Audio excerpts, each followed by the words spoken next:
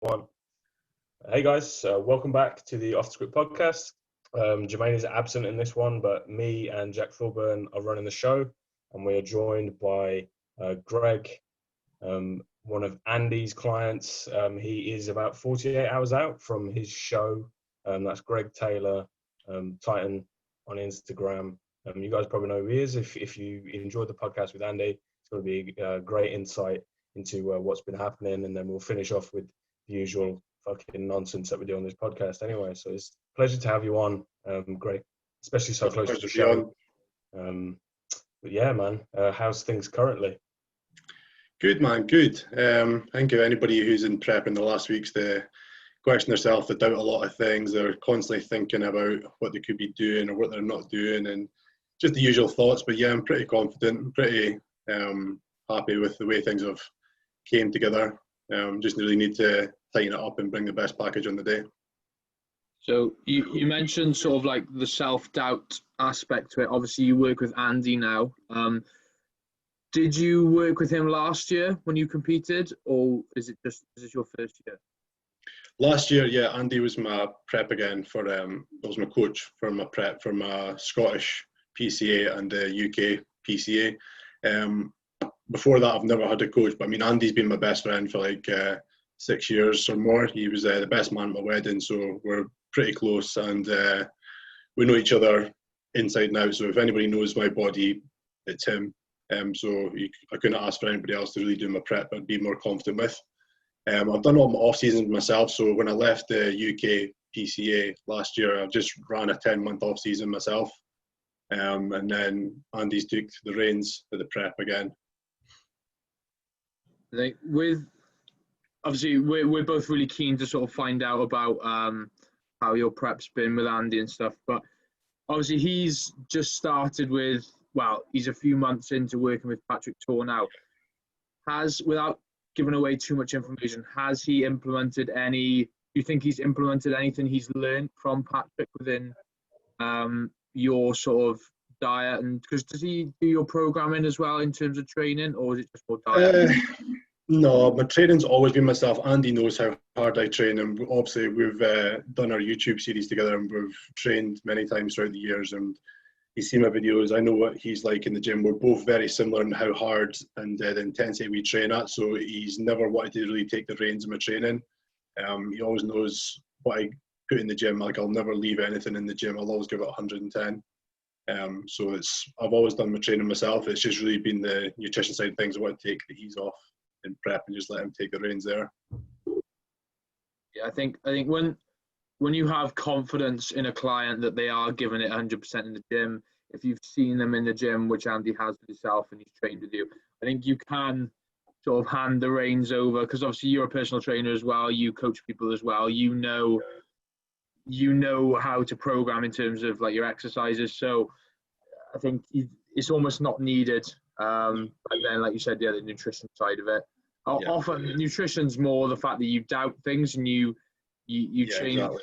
Because you overthink it. Whereas with training, with a lot of us, we know it and we can stay a lot more objective to it and just crack on with it. Whereas I think we're all guilty of potentially overcomplicating or dwelling on things when it comes to dieting. Yeah, but to add on to that, I think me and Andy do have a lot of similar views on our training methods, and we've both went down similar paths. Throughout the 10-month off season, I went with more like the low volume Dorian Yates style intensity, like 1 to 2 working sets max, with like a deload set, and it did work very well. But I think we're both at the point now where we're really pushing the numbers quite high, and it's getting the risk factor, getting the reward out of it as well, and it's so I've kind of incorporated a lot of the SST style stuff to my training now, and it's something that I used to do something similar before I started doing the low volume, so I always did enjoy it, but I thought this year I really want to pack on the density and the size and the thickness, so I went for the lower volume and it worked. But I think going forward I would incorporate a bit of both throughout next year, and see where that goes. But yeah, it's a totally different style of training, and it's a different way, or different kind of effect you're getting throughout the muscles. Like, if when you do your first SST training, sore for the next few days. It's just totally different to low volume training. Yeah. It's like even in the past 6 weeks, me and Jermaine, because obviously we train together quite a lot. Just adding in like a cluster set on leg press, so maybe doing 8 with a 5-second 5 breaths, 8 again, and then reaching failure 4 different times. It's a different kind of intensity. It's fine moving, 11 plates aside on a leg press, or 5 in a hack squat. But if you drop that down and then have you're fresh every in between that one set. The density of the set, it's different altogether. It's like you're getting more out of the weight but like in the same set. So it's great in that aspect of things. But I mean, like for me, I do love moving heavy weight for low numbers. There's nothing more satisfying than going all out on a hack squat or a deadlift or something like that, which I'll still want to try and do. But I believe this training in the proper setup will give you a whole new look to yourself. 100%. It's more voluminous, isn't it? You can see it across a lot of Patrick's clients as well, because obviously it's the roundness you get. Especially for white guys as well, because it's very rare you see like a very full voluminous white bodybuilder. We talked about that when we had Simon Brooker on, who's James Hollinshead's one of his partners, one of his training partners, and he's always done like a higher volume sort of training, so maybe 3 working sets. And he's got a different look to his muscle than James does. And they've sort of combined the two. This was prior to James working with Patrick as well. So, and it added to the argument I had over Instagram a couple of weeks ago was, weight is not the main driver for hypertrophy. It's different forms of intensity and things like that. And yourself and Andy are 2 great examples of that, because both your physiques have, come a long way since adopting this different style of training too. I think again it's also how you use the weight. Anybody, I mean, you could be strong as in like powerlifter strong, and like those guys' main focus is to get from A to B in like the quickest fashion or the best fashion they can see possible. It's not about putting the load to the correct muscle or executing it in the most perfect way for muscle growth, whereas we are. So a lot of like bodybuilders get that mixed up. When you see a lot of guys deadlifting like maybe 6 plates aside, their form's not there, so they're not like keeping their erectors tight while using like a lot of back muscle. They're just really pulling that weight off the floor. So there'll be a lot of glute, a lot of legs. They're trying to get up in any means faster. And when they lift it, they think, that's made a lot of difference. Whereas they're not executing it correctly, trying to stimulate the muscle in the best way for optimal growth. So it's like using it on any exercise. So if you can use a heavy weight correctly, I mean, that's what JP really like pushes his clients to try to do, like execution with a heavy weight. And if you can do that, you will grow. So a lot of people miss that out when they try and put the logbook numbers up. They're not executing it correctly. So you mentioned sort of that you're a big fan of, that you were a big fan of heavy lifting. What are some of the sort of lifts that you're most proud of in terms of what you've done previously? Maybe not that conducive to bodybuilding, but I know you're a big squatter as well. So what are the sort of numbers you were looking at previously before you looked at a bit more of a higher volume approach? I've done a safety bar squat for 300 for 4. I think the hack squat we used to have in our old gym, I had 300 on that for 6, and it was like almost a vertical hack squat. I think I've done a front squat with 240. What did that feel like on the shoulders? You know what? It doesn't hurt me for some reason. I can get this sit so well along the top of my chest on the clavicle. What grip do you use for that? Do you just balance? Just a crossover. Okay. Yeah, I won't do the powerlifting or Olympic lift where I just cross it over and I'll just like lift my chest up and hold it like that. But the only thing when you get to that weight is the weight crushing down on your chest. Yeah. So the hardest thing for me was breathing. So when you pick it up, you're instantly winded. So when you get down, there's nothing there. You've got to really kind of hold everything super tight and be mega quick at doing it. Like I can do 220, like no problem, but that extra 20 kilo on the bar just killed me. That's sort of testament to your lower back strength as well, though, because it's very challenging to the erectors and stuff as well, sort of holding that weight. Well, for some strange reason, front squats is, a movement that's so easy for me. Well, some people struggle. I remember the first time I ever done front squats. I think I'd done like 160 for 6. It was just such an easy movement. It felt so smooth. There was no issue picking it up. There was no issue going up and down. I didn't have any posterior like pain, anything. It was just an easy movement, whereas I can't back squat. Right. Are you a very knee dominant squatter in terms of, like, if you were to squat down, does a lot of the movement come through the knee as opposed to the hip? All comes through my glute. Okay, so you are still hip, right? Yeah. So I was just trying to work out, because like it would be easier for you to front squat if you were a knee squatter, but if you're not, like, I would say very glutey for most of my squats. I'll sit quite far back in my squats and no problem at all. That's the thing. The squat, like the free bar squat, has sort of become like I don't say hated movement currently, but you know, people seem to like they're just shitting on a lot of free weight movements. Mm-hmm. And I've always put it down to if you're able to do the movement with zero like discomfort or joint pain or any kind of tendon issues or anything, because a lot of bad squat form comes from ankle mobility, right? Yeah. So I think if you can do them, you know, you're going to get very good results using them. Yeah. I mean, my flexibility is great in my knees, especially my ankles as well. And the only thing I can't do is I can't get my hands back far enough to back squat. It's the shoulders, isn't it? Yeah. My shoulders and my forearms just like touch the inside of my bicep, and I just can't. It's just so uncomfortable. See, I used to be able to do it, but it was at the point where it wasn't as big, and it used to fry my wrists and my forearms and just get cramped throughout the set. And I was just thinking, when I used to be able to do it, it was just all glute. I couldn't feel my quad through the movement, so I was like, there's no point in me doing this. But when I went over to front squat, it was all quad. And then you need to lay off the arm training. yeah. But then the safety bar squat is a really good movement for me. That's a movement I feel like throughout the whole leg. Yeah, I agree. Especially when everything's been closed. You know, I've been using a barbell, but we didn't have enough plates really, so I was using kettlebells. So a lot of the weight was further down the back, and I just felt it a lot more in my legs. So I've actually programmed in safety bar squats and as one rotation and a hack squats on the other one.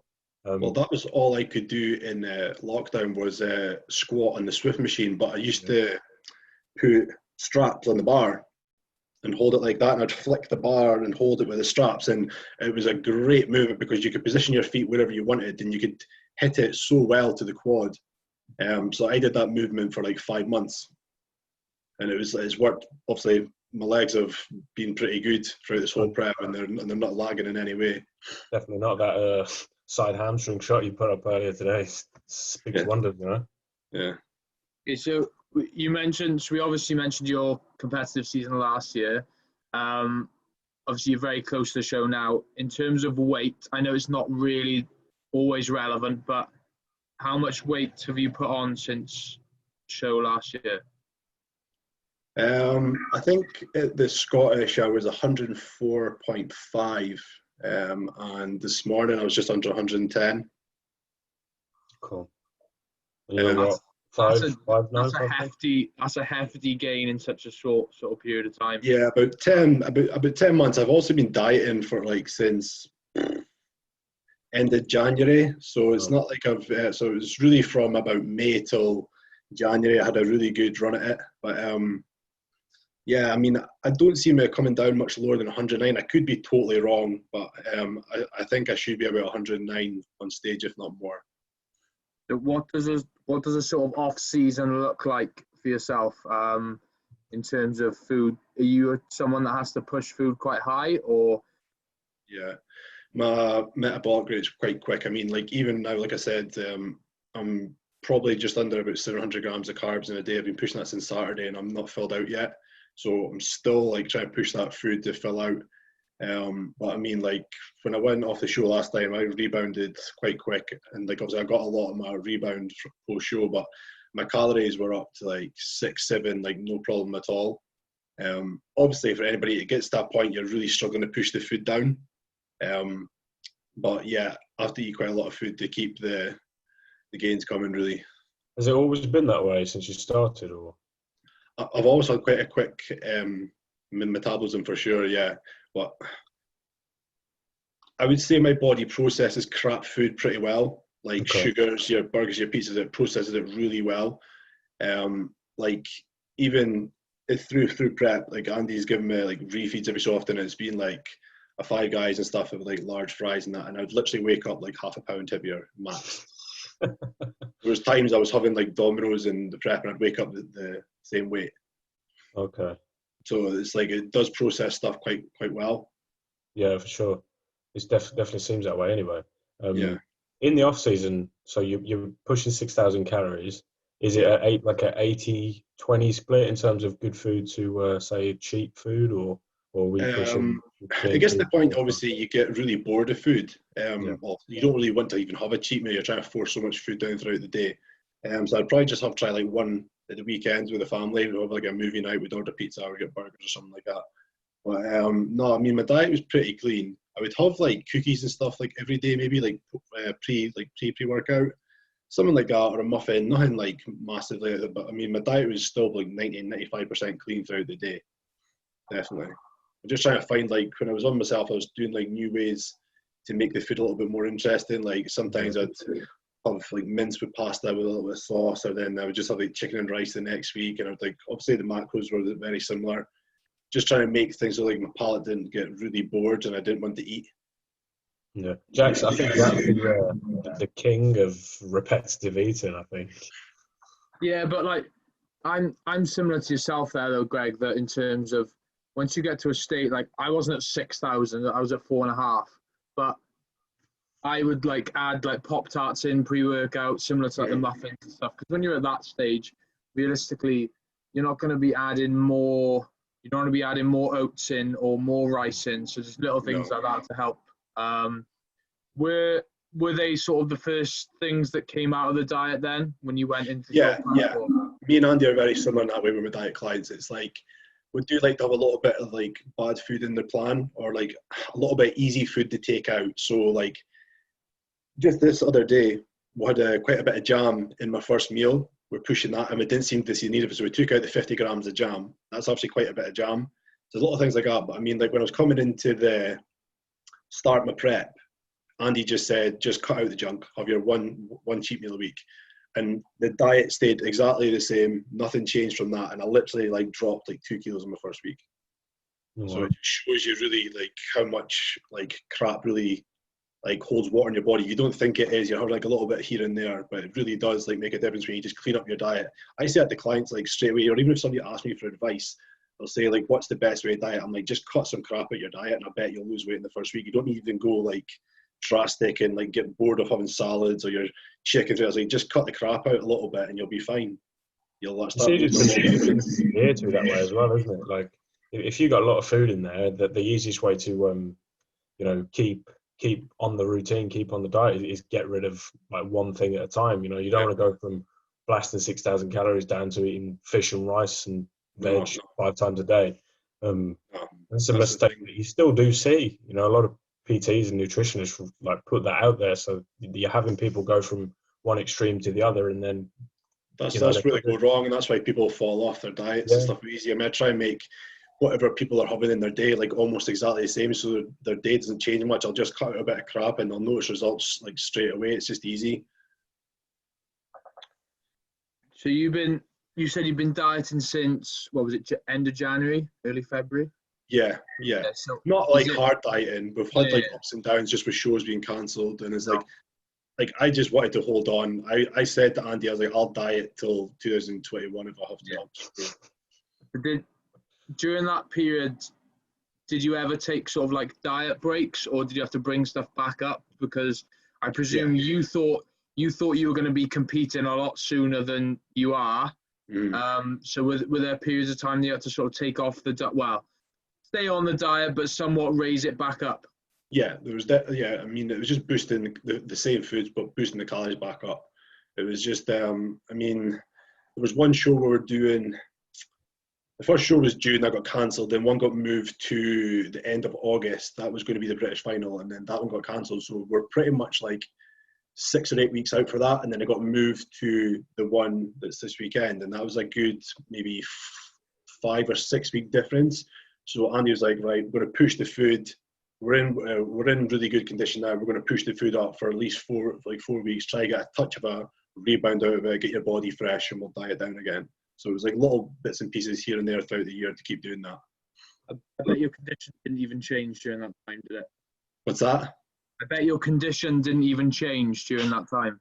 No, I just got a lot, like really much fuller. I was just like bursting a lot of the time. My condition was quite similar, but I mean, I think I went up maybe like 1.5, 2 kilo. You never know. You may have even like gained a little bit of a rebound during that time, to be honest. Well, that was the aim. We really tried to push a little bit of a rebound, and like when I get something like that, to me it's like, right, go bust your ass in the gym, go lift some heavy shit, or like really push it, really get the most out of this. It's like don't waste it. So it's like something like that, because your body's going to be so responsive at that point, because it's not like it's starving, but like when you give it more and it's needing it, it's like it'll be so responsive. That's why I try and almost like enforce rebounds after a show, because I know right now, like the way my body's going through food into this week, it's going to be so responsive like the weeks after, just because it's like needing food. So that's why I try and do 1,000 grams of carbs. Like, I want to say I could, no problem at all. I actually weighed my rice in like my meals throughout the day, and like when it's cooked, it's about 380 grams I'm having in a meal. Okay, Jesus.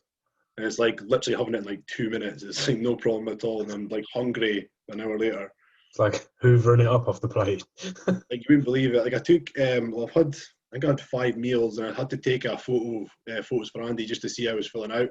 And I was like a full vacuum right on my stomach. I was like not even holding like any bloating or anything. My body's just like going through it.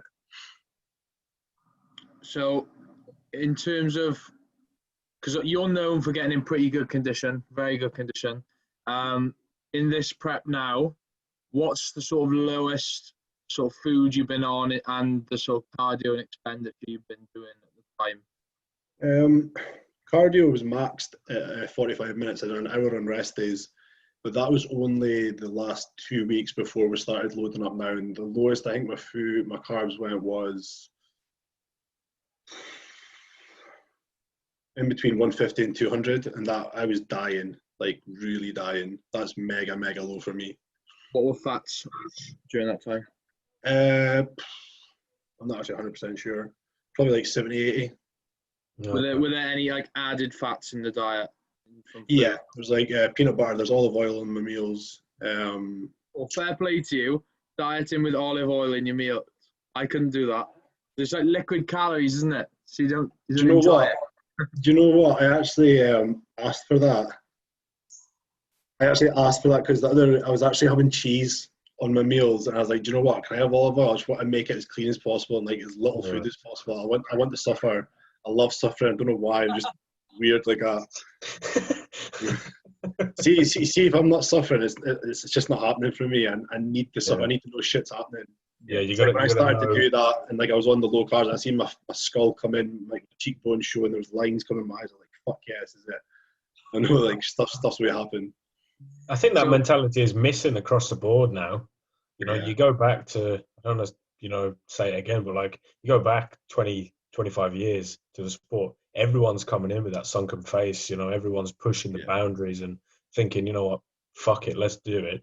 Now it's I don't want to say that that's come a bit redundant, but that mindset of all or nothing seems to be gone because everyone's focusing on the little details, and it's something I've done because I had to take a break for health reasons last year. So once I've come back, everything's been simplified. It's like just follow the plan, just do that. You know what the result you want is at the end of the day.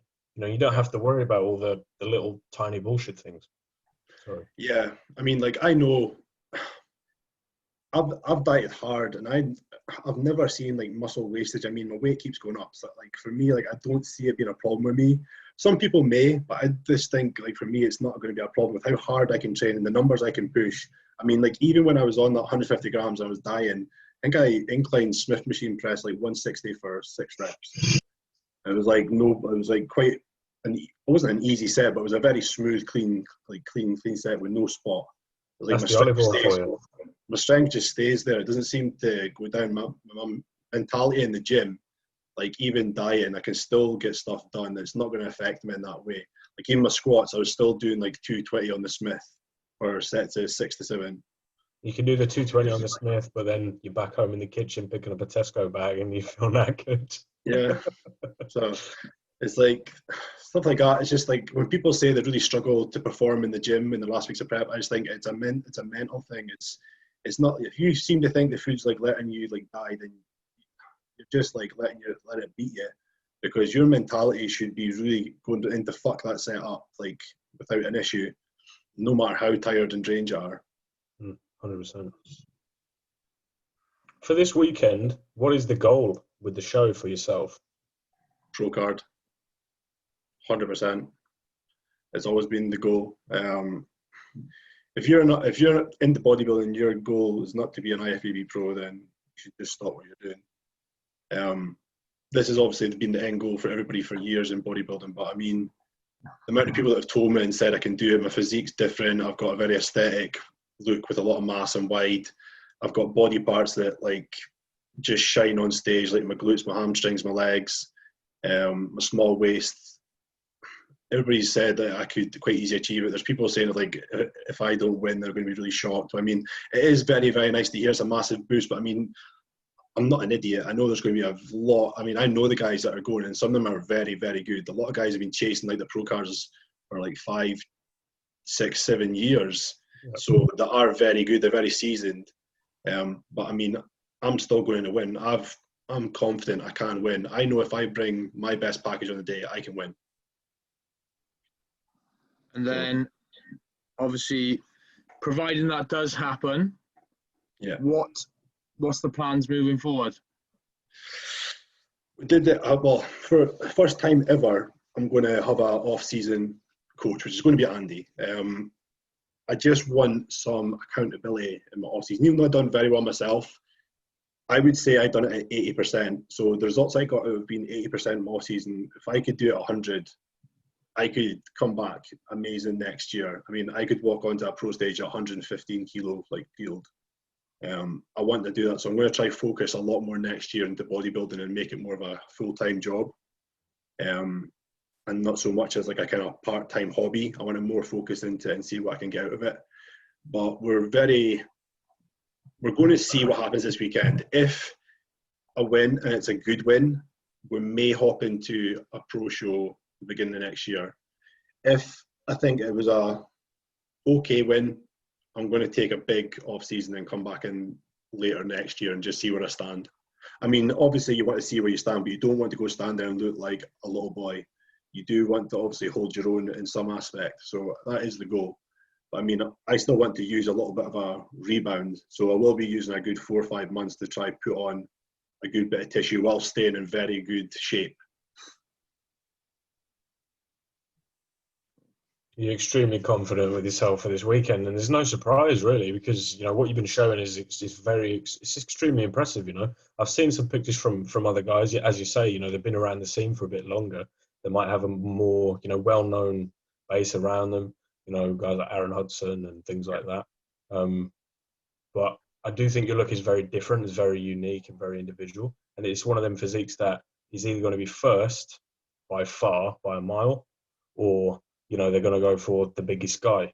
And, I think, how tall are you, Greg?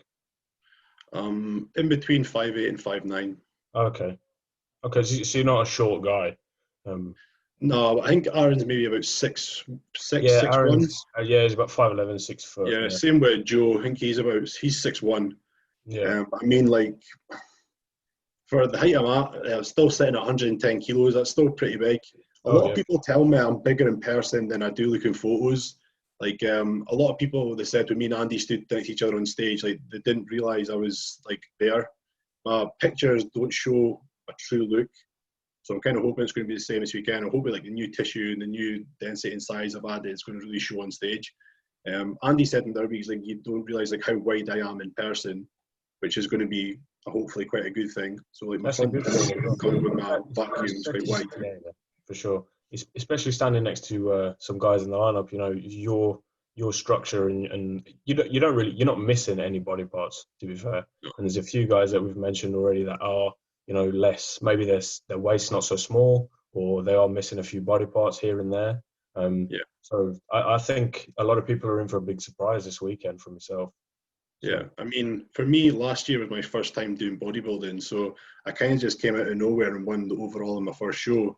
I remember everybody saying to me after I won the Scottish PCA, like, just who the fuck was that? Like, I didn't actually post anything really much of prep. I think I posted twice about that prep, but like nobody really spoke about it. I just turned up on the day and it was just like, he's won.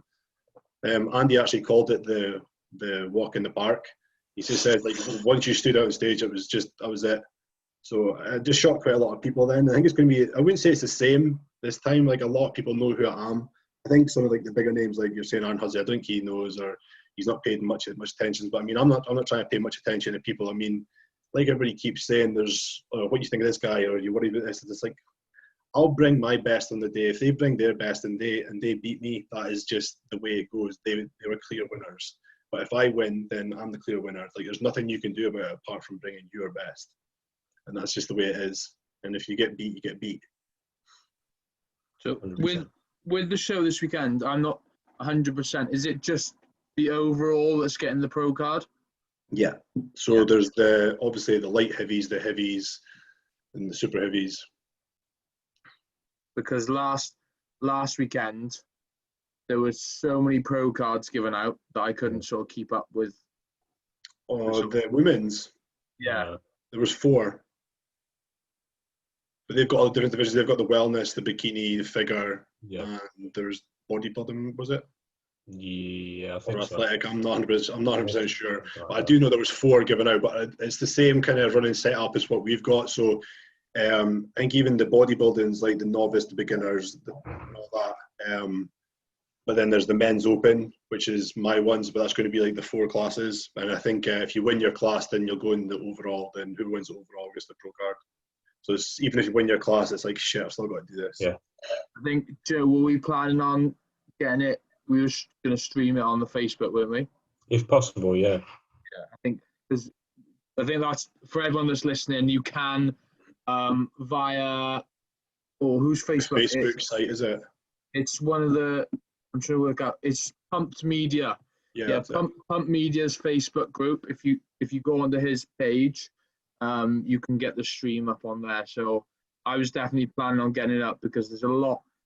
Obviously, throughout this year, no one's been able to compete. So it's almost like everyone's going to this one, basically, which obviously was disappointing that all the shows are cancelled, but it's almost made for this show to be even more impressive. So yeah, I think a lot of people thought it was going to be a poor lineup and to be an easy win. It's literally not. I think everybody who's competing thought that, like, fuck yeah, I'm going to go win this. So all the good guys have like went in and it's like, Christ, there's a lot of lineups. Somebody told me there's about 20 in my class. Oh wow. I think everybody's wanting to go and take their hand at this. So it's not going to be an easy show in the slightest. I would say it's going to be one of the best British finals in many years. I think everyone, I know you were training out of the shed that you called it, wasn't it? Yeah. I think everyone that is really aspiring to get a pro card probably found a way to get access to a gym, or at least quite a bit of equipment. Because I remember I saw plenty of your stuff. You were still grinding away in what you had. Well, you've only just been open this week, haven't you, in Scotland? So you've had even less time. But it seems like it hasn't affected you at all. Were you just training on sort of minimal equipment during that time, or? I mean, you've probably seen it. The leg press was like a handmade thing from like 50 years ago. But I mean, it worked. It worked, man. You could feel it so well on your sweep. So it's like, I'm not going to complain there. I could squat really well in the Smith machine. The Smith machine was actually really smooth for how old it was. It hit my quads, hit my glutes very well. Can't complain again. There was a Cybex leg press machine. Oh, yeah. You've got the same seated curl and extension, the version 1 Cybex, yeah? Yeah, so that again, great. I mean, the leg kit was great. I couldn't fault the leg kit. I mean, I was just doing different variations on the Smith machine for like sumo squats for my adductors. We're doing wide stance and leg press, close stance and leg press. We're doing vertical leg press on the Smith machine for a while. So many different variations I could have done because we still had plenty of weights to do, stiff legs. We had like make-up dumbbells. We could have made up to like 120 kilos. Could have done whatever you want. There was a cable machine. There was a chest press machine. There was a back machine. There was a lat pull-down machine. There was a calf machine. There's nothing more you can need. You can make up so much stuff. There was like an attachment on the Smith machine for like a seated row. We just sat on the ground, but I mean, there was all the attachments. There was the close grips, and I actually got a gym pin made, so we could stack more weights on the stuff. So again, wasn't really missing stuff. I had to get really creative. Are you back in a gym now? Yeah. What gym is that? Is it? I just went to one of the pure gyms around here, just purely because it's got a really good hack squat. But I mean, there was no point. I just joined there after a week. But yeah, I'm wanting to use it a good bit for the off season. There's not actually many good gyms up here. It's something we're sorely needing is a really good bodybuilding gym. How far are you away from Andy's? Because I've trained there, and that was an awesome. Glasgow, 2 hours. Well, whereabouts? Like I said, if I could go there every day, I would, but it's not cost effective. Yeah. Whereabouts are you in Scotland, Greg? Aberdeen. Oh, okay. That's cool. Do you want to get into some questions? I know you got meals to come, so we won't keep you for too long. No problem. I've been impressed by your attention span so far, I'll be honest.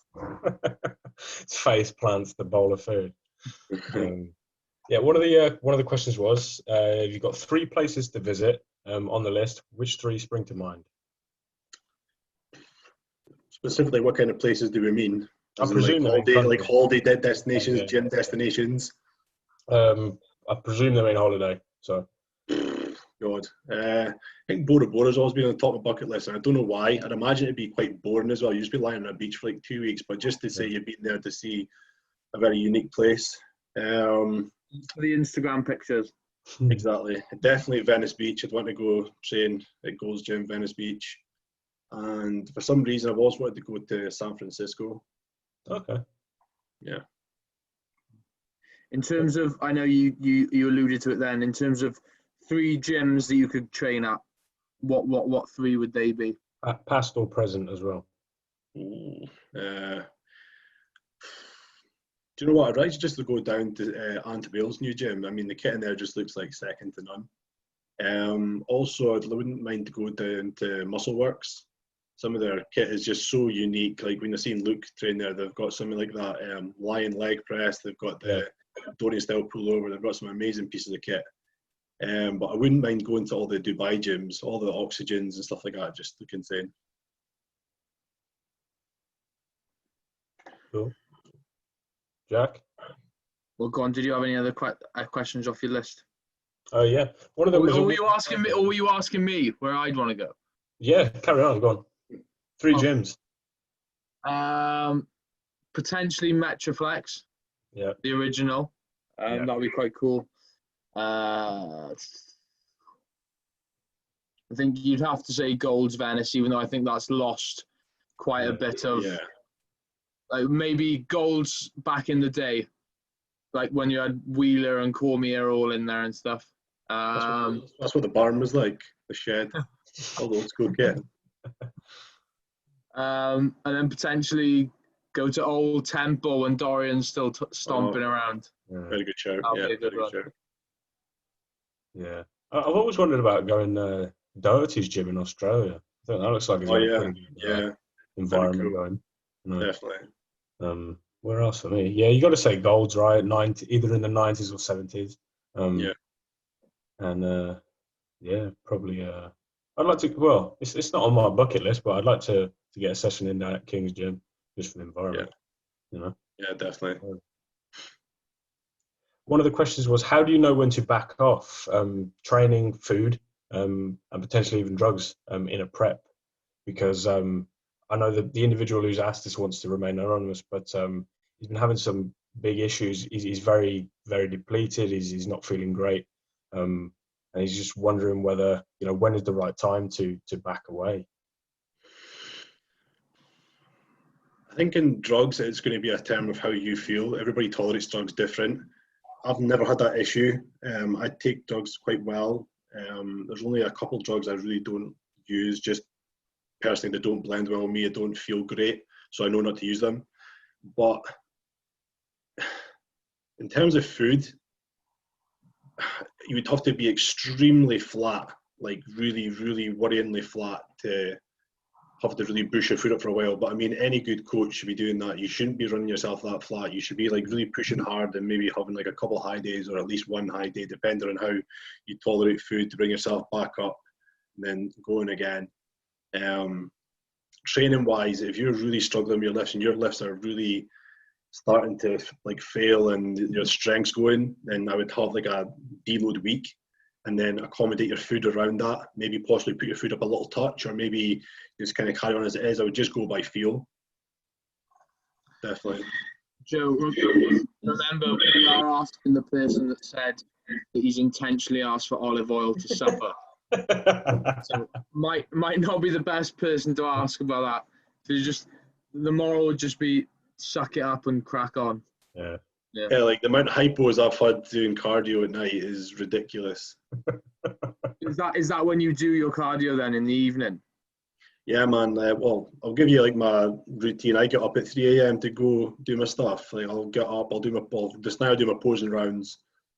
I'll have my food and I'll go train. But I mean, like obviously before I was having to travel like an hour each way to go to that gym. So I was started heading away at like 4:30, getting there for like 5:30. The training. I was coming back, having to go work at like 8. Working all day, getting home. I've got obviously my kids, seeing my kids, putting them in the bed, seeing a little bit, having my food, and then I would go do my cardio around about 6:30, and then I would just kind of have a last meal and head to bed. If you don't mind me asking, what do you do for work? I'm a nutritionist at like a health and wellness centre. Okay. So somewhat within the interests of like bodybuilding as well. Well, it's more like general population, of course, is it? Yeah, I mean, it's just opened up. So I've recently just started there. I used to work in oil and gas before. I used to work for Petrofac Oil Company, but obviously it wasn't for me. I wanted to be more involved in this kind of side of things. So I got contacted by the owner of this new centre through.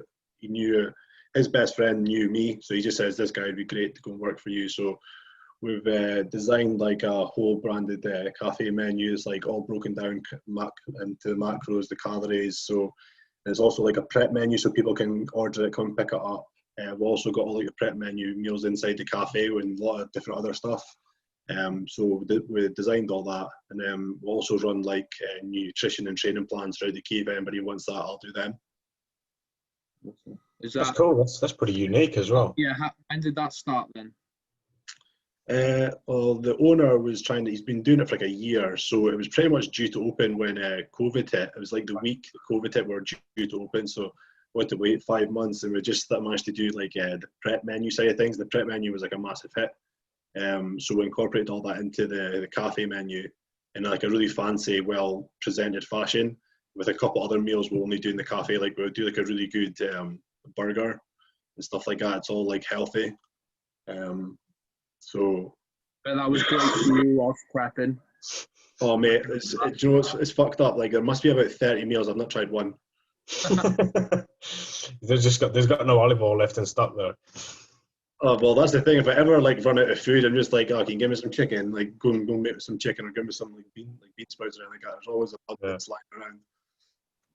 That's cool, man. That's quite a unique thing to be a part of as well. You know, I've not heard that from anyone. You know, that seems like a cool startup. So, you know, yeah, it's like a whole center. So there's also like a studio. It's very unique. It's got AstroTurf like ground in the studio and like graphics on the wall. There's also clinic upstairs, like for the like various different types of massages, sports physiotherapy, and stuff like that. So yeah, it's a very cool place.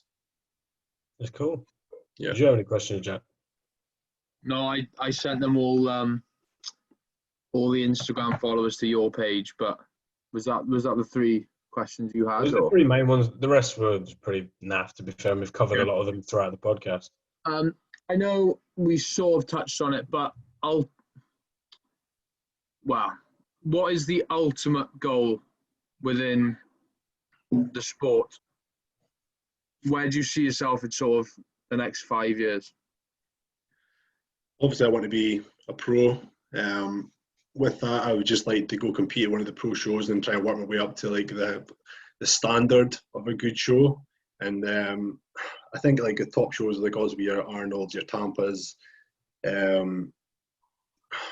Obviously, the end goal is if you could ever make it to the O, you'd want to make it to Miss Olympia and just say you've done that. But I mean, I would like to place in the top 5, really, like a pro show. If I could do better than that, then even better.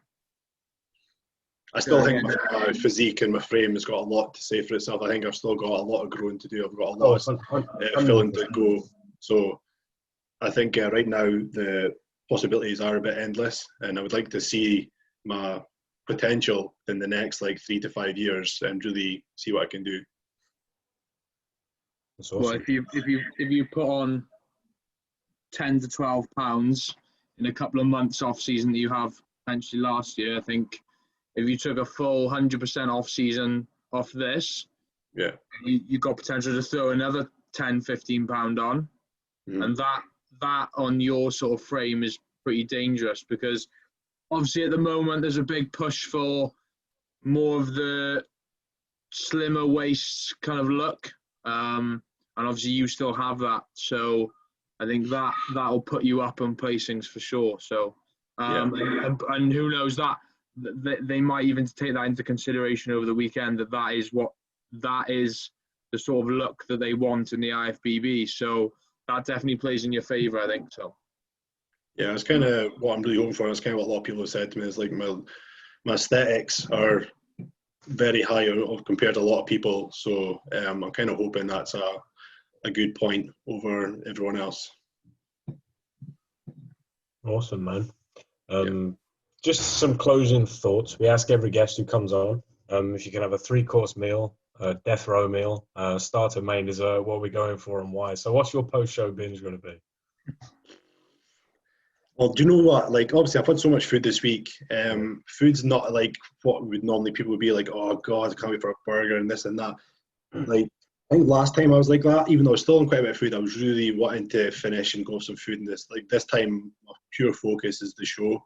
Just standing, like, getting to do my thing. Like, today I just finished off my posing routine, which I really like. I just can't wait to present that and make it a bit unique. I just can't wait to see how well I do.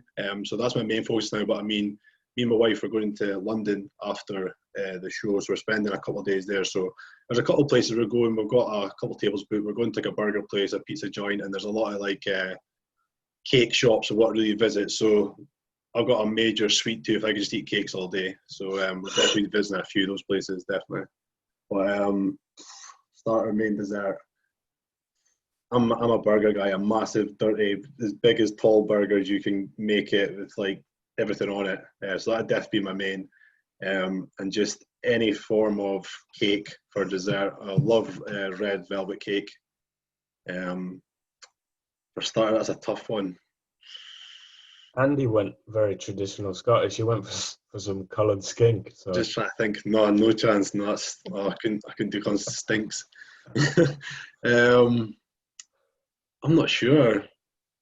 you could have those mini slider burgers. Loads to choose from. Burgers again, yeah, I could do that. I think just like a really nice chicken option for the starter would be good, like spicy wings or something like that. I really enjoy wings, so something as simple as that. But yeah, definitely as big a burger as I could possibly give me for my main would be good, as dirty as possible. I think you'll have plenty of those in London to choose from. So. Oh yeah, definitely, mate. There's plenty of places we've picked out. Again, Greg, thank you for your time today. It's been a pleasure to have you on, especially so close to the show. Post-show, we'll get you on maybe a few weeks after the show if you're down for that. Maybe get you and Andy on together and discuss as the winner. Yes. The winning interview. Definitely. Get you both on, discuss what's next and a review and a recap of what happened over the weekend. That would be absolutely awesome if we could make that happen. Definitely. Thanks for coming on again, Jack, as well, filling in for Jermaine as he's slacking behind. No problem. Best of luck on the weekend, Greg. Thanks, bud. Cheers. Appreciate it. Take care, man. That was awesome. Thank you. Guys, thanks for listening again to the Off Script podcast. We'll be back in the next one. Please give it a like and give it a rating. Share it to your friends. We appreciate the support. Take care.